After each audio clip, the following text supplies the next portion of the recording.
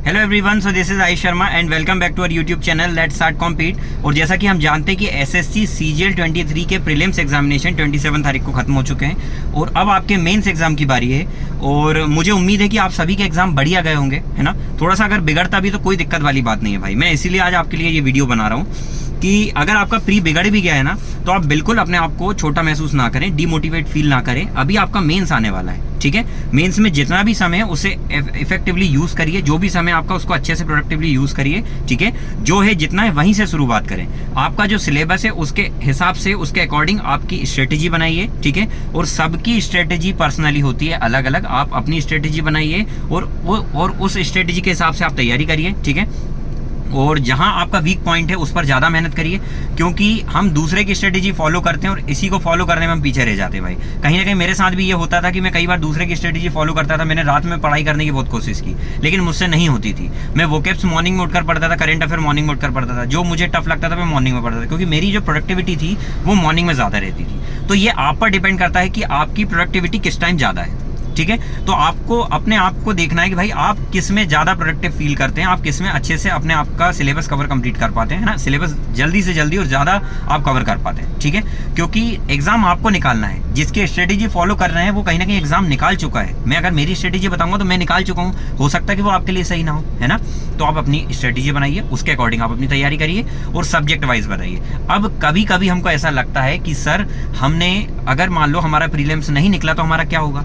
कोई दिक्कत नहीं है भाई। यदि आपका प्रीलिम्स नहीं निकलता है तो आप जो मेंस के लिए पढ़ाई कर रहे हैं ना, ये वेस्ट नहीं जाने वाली है। सीजीएल 21 तक ऐसा था कि सिलेबस थोड़ा डिफरेंट था, पैटर्न डिफरेंट था, लेकिन सीजीएल 21 के बाद इसका पैटर्न बदल गया। आपके प्रीलिम्स में जो सब्जेक्ट आते हैं वही मेंस में भी आते हैं। तो यदि आपका इसमें नहीं भी होता तो नेक्स्ट टाइम काम आएगा। आपको अपना 100% देना है भाई। और आपको अपने आप को रोकना है इस टाइम कि सर अभी पार्टी जरूरी नहीं है, या आपको अपने आप को रोकना पड़ेगा, है ना। कोई आपको बोलने वाला नहीं है, ये आपकी लड़ाई है, आपको खुद को लड़ना पड़ेगा, है ना। आपको अपने ऊपर रिस्ट्रिक्शन लगाना होगा कि सर मुझे कहाँ जाना जरूरी है, अभी इस पॉइंट पर क्या जरूरी, क्योंकि यही मेहनत होती है भाई।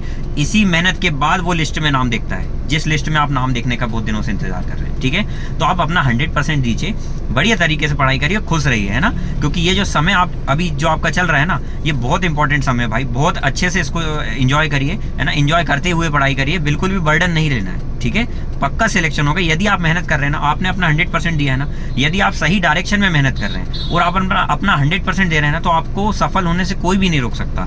जब भी आप असफल होते हैं, जब भी आपका सिलेक्शन नहीं होता है ना, तो आपको एक बात क्लियर हो जाती है माइंड में कि कहीं ना कहीं गलती आपकी रही है ना।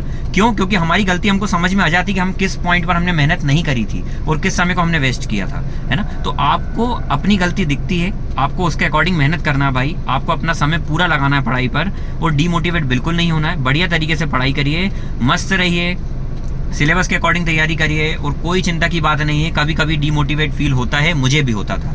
और आज मेरा सिलेक्शन हो गया है ना, हो चुका है ना, तो मैं बता रहा हूँ आपको भाई, डीमोटिवेट होता था। ये पार्ट ऑफ लाइफ है, कोई दिक्कत नहीं है। आप यदि एक ह्यूमन बीइंग है ना, तो वी आर इमोशन बीइंग्स। हमारे पास इमोशंस होते हैं, है ना। हमारे पास इमोशंस होते हैं, नहीं तो हमारे में रोबोट में क्या डिफरेंस होगा।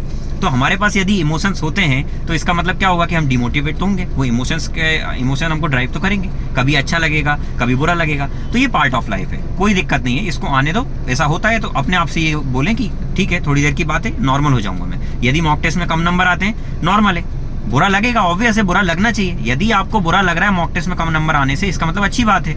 और यदि आपके बुरे नंबर आए, आप फेल हो रहे हैं, फिर भी बुरा नहीं लग रहा है, तो ये गलत बात है। और लेकिन यदि आप फेल हो रहे हैं और आपको बुरा लग रहा है, तो आप बहुत सही दिशा में जा रहे हैं। मतलब आप चाहते हैं कुछ ना कुछ अचीव करना। और आप यदि मेरी ये वीडियो भी देख रहे हैं तब भी आप चाहते हैं कुछ ना कुछ करना, भाई आप सिलेक्शन तो लेना चाहते हैं, ये तो 100% सही बात है ना। तो बढ़िया तरीके से मेहनत करिए, कोई दिक्कत नहीं है, सिलेक्शन होगा आपका, ठीक है। इसी साल होगा, आप अपना 100% लगाइए। और मैं सीजीएल 24 को लेकर आपकी टारगेट स्टडी क्या होना चाहिए, पूरी स्ट्रेटेजी क्या होना चाहिए, मैं वो लेकर आ रहा हूँ। लेकिन ये स्ट्रेटेजी के चक्कर में ना पड़े भाई, सबकी पर्सनल स्ट्रेटेजी होती है। आपको सिर्फ यहाँ से नॉलेज ये लेना है कि सर किस तरीके से हम पढ़ाई करें, किस तरीके से हम टाइम डिस्ट्रीब्यूट करें। बाकी आपको अपना समय खुद डिसाइड करना है। जो वीक सब्जेक्ट है आपको उस पर ज़्यादा समय देना है, ठीक है। तो खुद के रास्ते बनाइए यार, खुद के रास्ते बनाइए। आपको जहां सहूलियत हो, जहां पर आपको इजी लगे, उस रास्ते पर चलिए, ठीक है। और जो आपको जल्दी से जल्दी आपकी मंजिल पर पहुंचाए। और एक बात हमेशा ध्यान रखना भाई, मंजिल को एंजॉय करना है तो आपको रास्तों से मोहब्बत करनी ही पड़ेगी। यदि रास्तों से मोहब्बत नहीं करी ना, अगर रास्तों से मोहब्बत कर ली तो मंजिल को बेगम बनने से कोई नहीं रोक सकता, ठीक है। थैंक्स, ये मैंने ही लिखा है, ठीक है। चलिए तो मिलते हैं फिर अगली क्लास में। अगली क्लास में नहीं, अगली वीडियो में। तब तक के लिए अपना ध्यान रखिए, मस्त रहिए, व्यस्त रहिए। मिलते हैं अगली क्लास में। Thanks for watching this video.